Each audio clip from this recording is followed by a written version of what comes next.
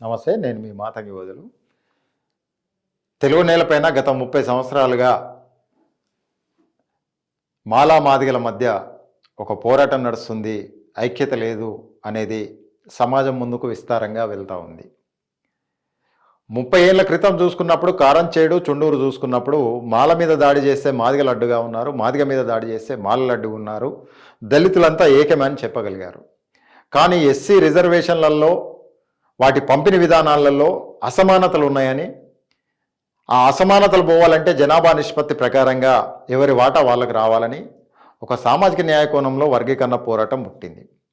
ఈ వర్గీకరణ పోరాటం పుట్టిన తర్వాత మాల మాదిగల మధ్య అడ్డుగోడగా ఈ అంశాన్ని చూపించే కాడికి సమాజం ముందుకు రాజకీయ పార్టీలు చూపించాయి. వీటికి అంతిమంగా పరిష్కారం ఇవ్వాల్సింది రాజకీయ పార్టీలు అవి అధికారంలోకి వచ్చిన తర్వాత ఎస్సీ రిజర్వేషన్లలో ఇచ్చే ఫలితాలను జనాభా నిష్పత్తికి అనుగుణంగా పంపిణీ చేసుంటే ఈ సమస్య వచ్చేది కాదు. రాజకీయ పార్టీలు దళితులను సరైన రీతిలో పాలించడం చేత కాకపోవడం వల్ల, దళితులలో అసమానతలు పెరగడం వల్ల, ఈ అసమానతల వల్ల దళితుల్లో పోరాటం రావడం వల్ల, ఆ పోరాటాన్ని కూడా అడ్డు పెట్టుకొని రాజకీయ పార్టీలు అధికారంలోకి రావాలనే ఎత్తుగడలతో భాగంగానే ఇదంతా జరుగుతూ ఉంది. నిజంగా దీనికి రిజర్వేషన్లో అసమానతలు ఉన్నాయి, అవి న్యాయం జరగాలనే అంశానికి, వర్గీకరణ పోరాటానికి దేశంలో ఉన్న అన్ని రాజకీయ పార్టీలు మద్దతిచ్చాయి. ఈ దేశంలో ఉన్న అన్ని ప్రజాస్వామ్య ఉద్యమాలు మద్దతిచ్చాయి. ఈ దేశంలో ఉన్న అన్ని కుల సంఘాలు కూడా మద్దతిచ్చాయి.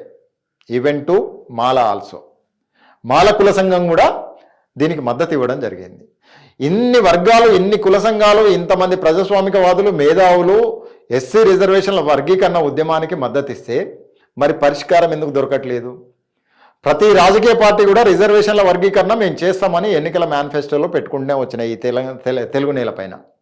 మరి పరిష్కారం ఎందుకు దొరకలేదు అంటే, పాలకులు ఈ ఉద్యమాన్ని, మరొకసారి చెప్తున్నా, పాలకులు ఈ ఉద్యమాన్ని ఓటు బ్యాంక్ రాజకీయాలకు వాడుకునే విధంగా మాత్రమే హామీలు ఇస్తున్నారు. తద్వారా దీనికి పరిష్కారం దొరకట్లేదు. పరిష్కారం కోరుకునే వాళ్ళు చట్టసభల్లోకి పోవట్లేదు.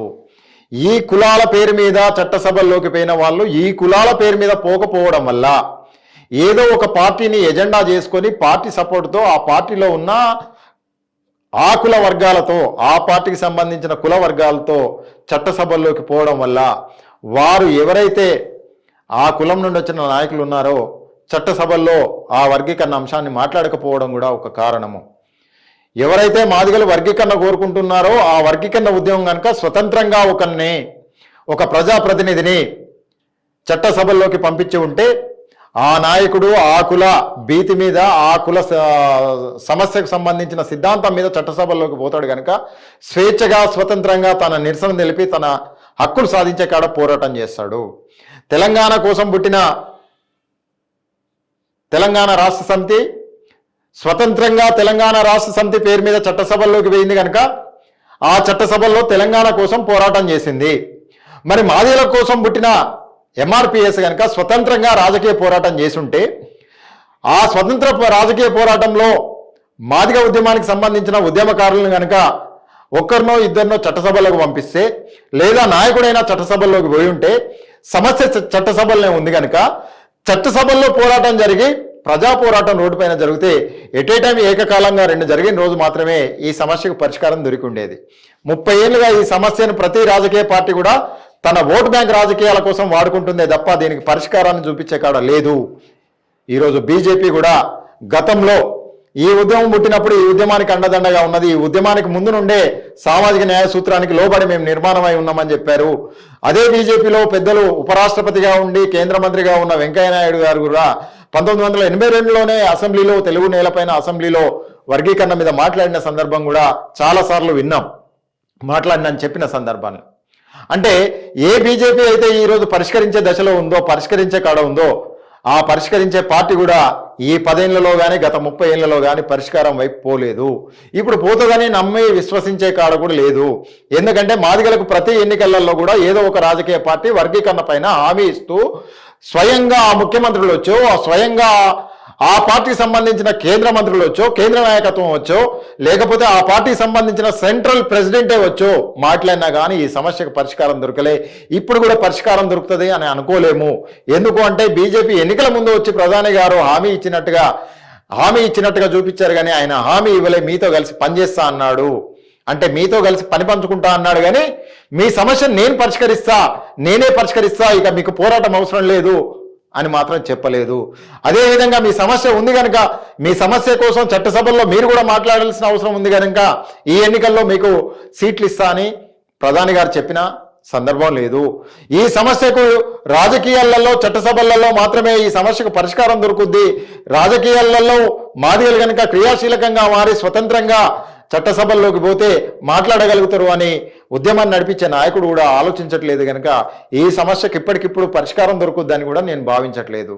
సో మాదిగల మధ్యలో ఉన్న వ్యత్యాసం కొంతే అయినా, మాదిగల మధ్యలో ఉన్న వ్యత్యాసం ఇది కొంతే అయినా, ఈ ఒక్క సమస్య అయినా, ఇది ఎప్పటికీ మాదిగలను కలవకుండా ఒక రాజ్యాధికార దిశగా ముందుకు పోకుండా దీన్ని ముందు పెడుతూ రాజకీయ పార్టీలు చేస్తున్న క్రిమినల్లో మాదిగల ఉద్యమం కూడా అట్లే పోతుంది తప్ప ఆ జాతి ప్రయోజనాల కోసం మాత్రం మాదిగల ఉద్యమం పోవట్లేదు అనేది స్పష్టంగా అర్థమవుతుంది.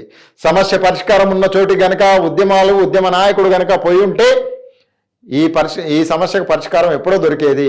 ఆ దిశగా ఉద్యమ నాయకుడు పోకపోవడం వల్ల, చట్టసభల్లో ఉద్యమ నాయకులు లేకపోవడం వల్ల ఈ సమస్యకు పరిష్కారం దొరకలే. టిఆర్ఎస్ పార్టీ పెట్టిన వెంటనే వాళ్ళు రాజకీయ పోరాటం చేశారు, చట్టసభల్లో పోరాటాన్ని కొనసాగించారు, ప్రజలు రోడ్ల మీద ఉన్నారు. మరి వర్గీకరణ పోరాటం చట్టసభల్లోకి ఎందుకు పోతలేదు? మాదిగలను పంపిస్తున్నాం అంటున్నాం, కానీ కాంగ్రెస్ మాదిగలను, బీఆర్ఎస్ మాదిగలను, టీడీపీ మాదిగలను పంపించాం. టీడీపీ బీఫామ్ మీద గెలిచి ఆ పార్టీ మేనిఫెస్టోకు వ్యతిరేకంగా, లేకపోతే ఆ పార్టీ అధ్యక్షుడికి వ్యతిరేకంగా, ఆ పార్టీ ముఖ్యమంత్రికి వ్యతిరేకంగా అక్కడుండే మాదిగలు మాట్లాడతారని మనం ఆలోచించడం భ్రమ కాకపోతే మరేంటి? సో ఈ ఉద్యమానికి అంతిమ దశ పరిష్కారం దొరకాలంటే ఈ ఉద్యమంలో క్రియాశీలకంగా పాల్గొన్న నాయకులు చట్టసభల్లోకి పోతేనే ఈ ఉద్యమానికి పరిష్కారం దొరుకుతుంది. మాదిగల మధ్యలో ఈ వ్యత్యాసం కనుక ఒక్కసారి తెరమరుగైతే, మాదిగలు కలిస్తే దేశంలో రాజకీయాలను అద్భుతంగా మలిచేయచ్చు. దక్షిణ భారతదేశంలో రాజకీయాలు మొత్తం కూడా మాదిగల చేతుల్లోనే ఉంటాయి. మాదిగలు మాత్రమే వివిధ వర్గాలకు బీఫామ్ ఇచ్చే కాడికి రాజ్యాధికార శక్తిగా, రాజకీయ శక్తిగా మారే అవకాశం ఉంటుంది.